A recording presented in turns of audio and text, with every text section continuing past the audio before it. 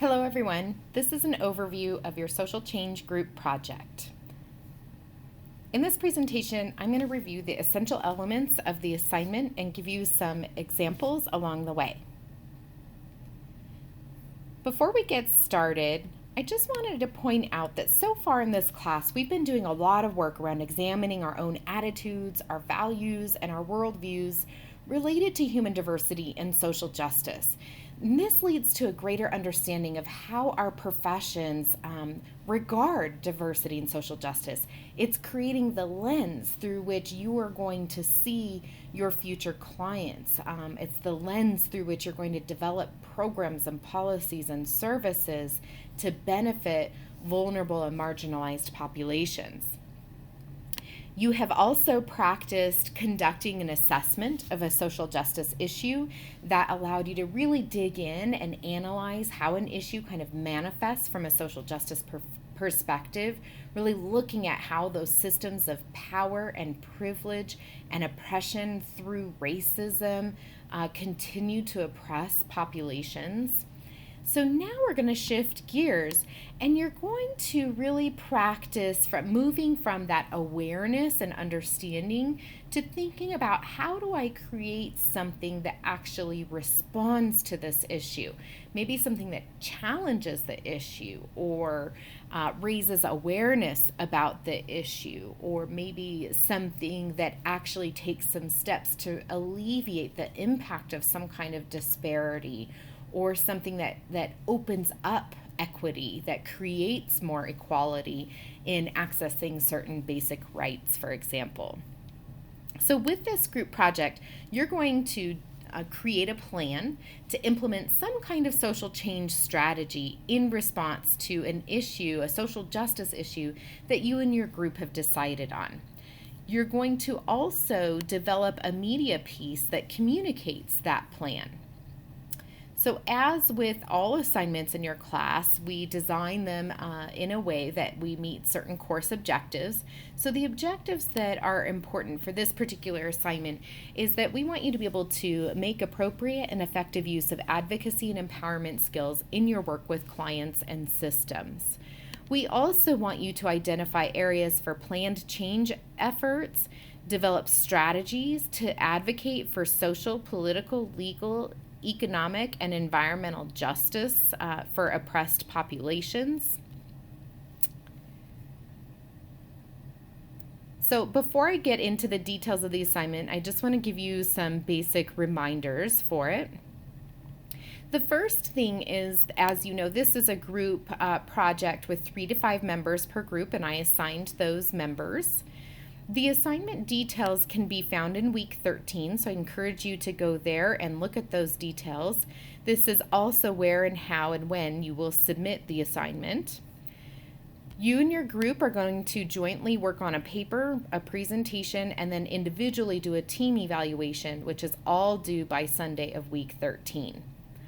One of you in your group is going to upload the presentation in a discussion forum so that the other group members can see the presentation.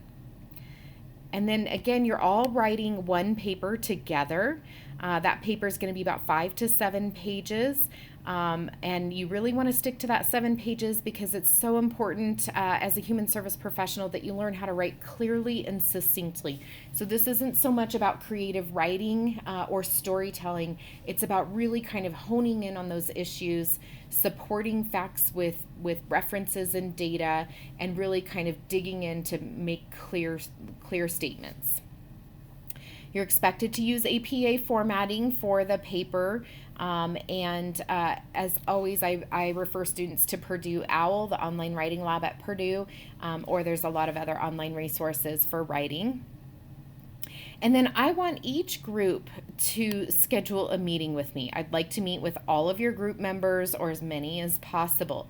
Ideally, we should meet by the end of week 11. It's okay if we have to be flexible around that, but if we meet in week 11, then that gives you and your group some time to take week 12 to really incorporate my feedback. A lot of times I can help clarify some things for the group, or I help you divide out the remainder of what else you guys have to do. So you can really use week 12 as a working week to get that that effort done, and then week 13 can be an opportunity for you to really just polish and finalize your paper and your presentation. You can make that appointment through bookings. Please know that this is also a time in the semester that I'm also meeting with advisees. So getting that scheduled as soon as possible is good before that calendar fills up. If any of you are having any troubles finding an available time through bookings, just send me an email with a couple days and times, and I'll see if I can shift some things around in my schedule to make that work. You can find that bookings links in the contact information in Blackboard, and it's also, I included in my signature line for all my emails as well. Remember, when you get into bookings, you have to select a service. If you don't select a service, it won't populate any times for the meeting. And so I have set up in there a specific service for the 524 group project meetings. So let's dig into the details a little bit. There's multiple parts and steps to this project. So again, the sooner you can get in there and take a look at that, the more it will help clarify what it is that's expected of you and your group. So the first thing, Part A lists 7 components of what is to be included in your proposed social change strategy. And Part C is writing up those 7 components. So let me dig into those 7 components in more detail. I'm also going to provide some examples along the way. So component 1 is identifying a problem, population, and arena that your group will focus on, and provide a description of each. So in my example, my problem is health equity, equal access to health care. There's a disproportionate impact of HIV and AIDS on historically marginalized groups. My population of focus is the African American and Latinx populations, and the arena, this is kind of like, what are the major entities that are connected to this social problem or this issue? So the arenas are healthcare, faith communities, government programs, and public health entities. So you would take these 3 things, and then you're going to expand your description of them and support the descriptions with literature and facts. The second component of the Social Change Project idea is that you're going to discuss this issue from a social justice aspect. You're going to discuss social justice and human rights issues related to the problem. What impact does the problem or condition have on individuals, families, and communities, particularly communities that are vulnerable and marginalized? So I mentioned faith-based communities with this topic of HIV and AIDS and the impact on the Black and Hispanic or Latino populations. There's a big movement among primarily African American and Latino churches to address this issue. So I want to show you an example. This is an initiative from out of the NAACP. It's the Black Church and HIV. They describe this issue from a social justice perspective, which is exactly what I want you to do. So they say social justice is the equitable distribution of social, economic, and political resources, opportunities, and responsibilities and their consequences. So from the HIV perspective, they say that framing HIV as a social justice issue means letting our people know about health disparities. And they're talking about their church, letting their churches know and their constituents know about health disparities. The social justice component is important when engaging our communities because it lets them see the urgency of the situation. So it lets people understand this is about getting health care to alleviate or stop the progression of a disease. They go on to say, not only must we share the injustice of HIV, but we must also share the social justice framework as a solution. They say fighting a health issue such as HIV is not an individual battle. It's a fight that requires a unified and sustained response. So they're really framing the urgency of the issue as a social justice issue. It's about the right to access to health care. The third component of the project is that you're going to identify contextual factors, barriers, and resistance that underlie this issue. Anytime we say context, we're really looking at kind of the environment around the issue. Is there anything in the environment around this issue that's going to create barriers or resistance to making progress and addressing the issue? So in my example of HIV and AIDS, stigma is a huge issue and a huge barrier to people publicly saying that they've been infected, and also in people getting access to healthcare and getting even equal access to things like housing. So this poster here is a project. So hint, it's a good idea of something that you guys could do. This is a public awareness campaign to address that stigma. So the poster says, I am not dirty, helpless, being punished, a victim, sick, an addict, a whore, dying, a stereotype, guilty. I am HIV positive. And then it says, it's time to change the way we see, think, and speak HIV. It's not what it used to be. You can help end the stigma. So a great example of something you guys can do, again, it's a public awareness campaign aimed at addressing stigma around HIV and AIDS, which is a contextual factor that underlies this social justice issue. The fourth component is that you're going to identify key participants and systems that will be involved in your project.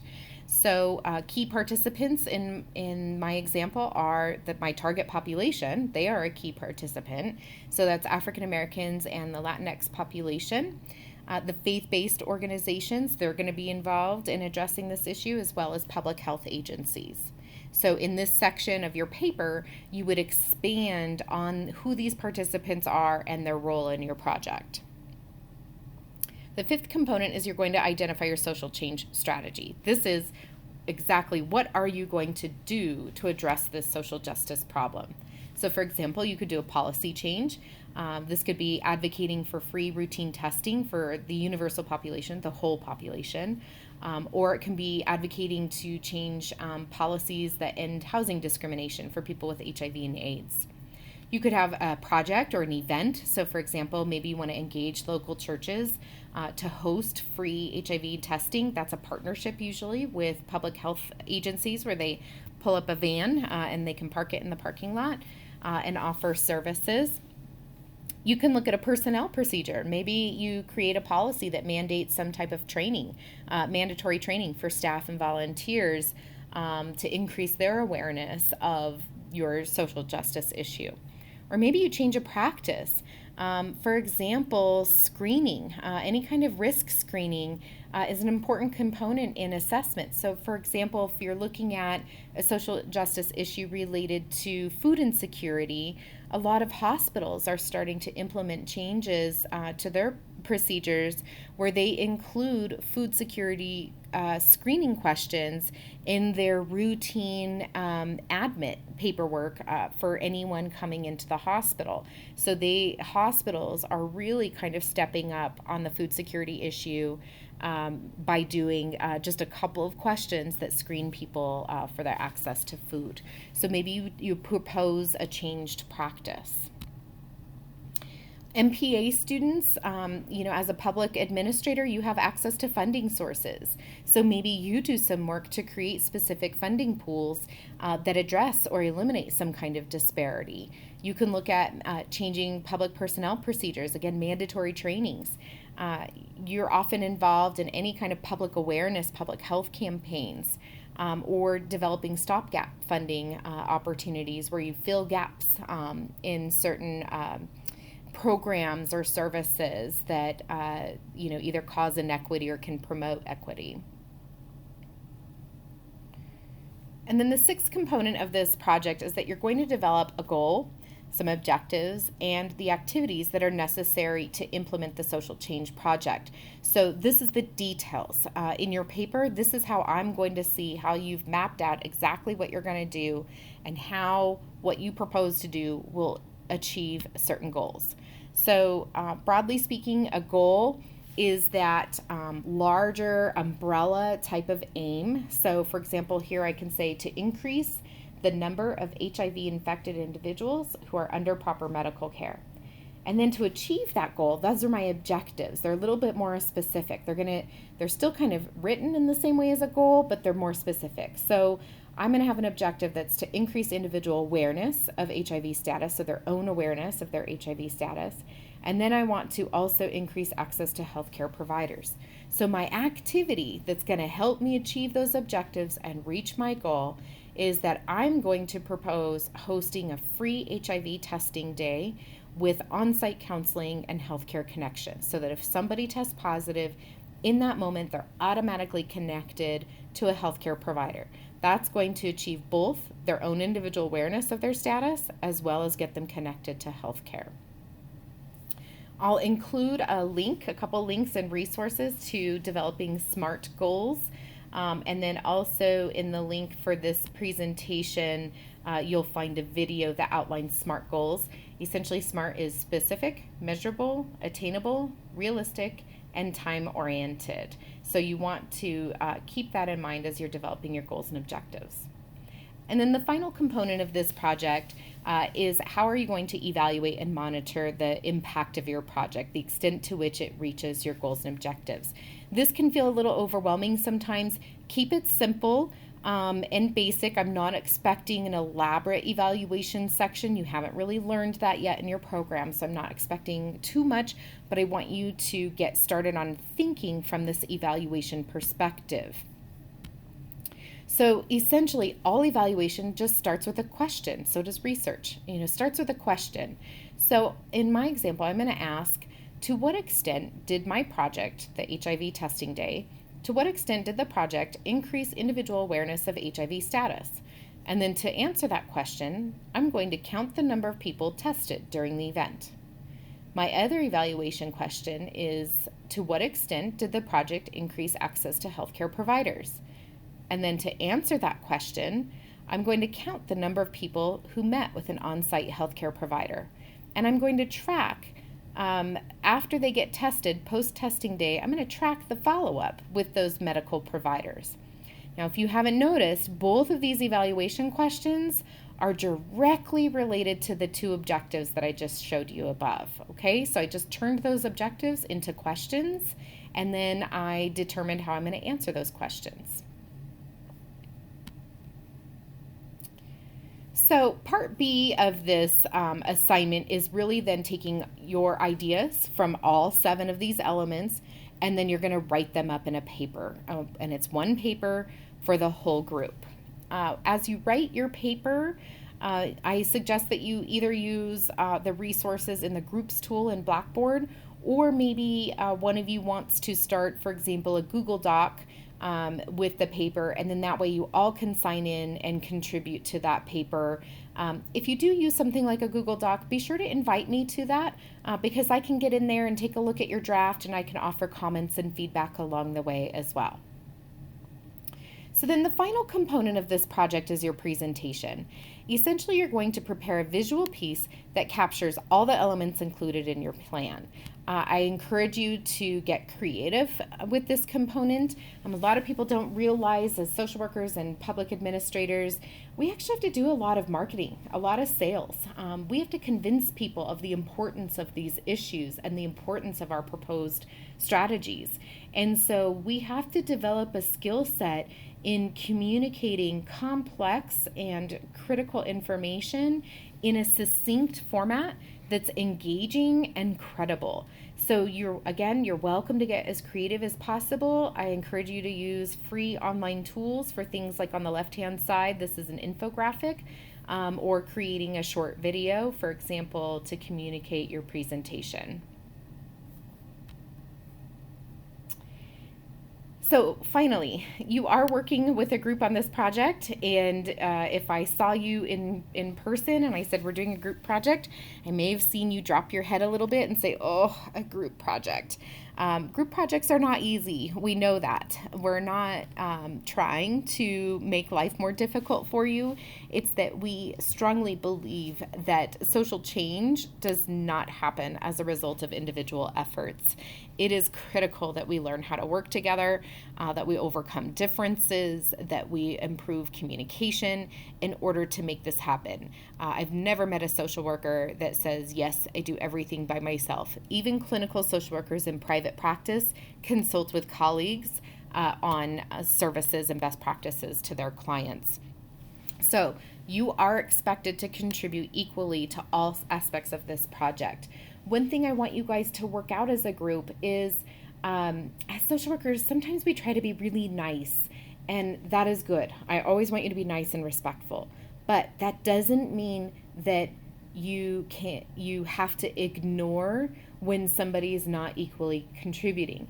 If you have a peer that's not engaging, that's not equally contributing, I want you to reach out to that peer. You can be professional and you can be supportive. Most often, when someone's not contributing, it's because there's a lot going on in their life and they're just stuck. So maybe a little reach out from a peer could be helpful to them. It's okay for you to be both empathetic and also say, I need you to step up. I'm trying to do this too. It's hard for me, and I need you to step up too. And it's okay to have those difficult conversations with your peers. That is part of your learning process in this project. Now, if any of you are struggling, either in your own contribution or with the contribution of a peer, you are welcome to reach out to me and ask for some support. I would like you to try to resolve it on your own first with your peers directly.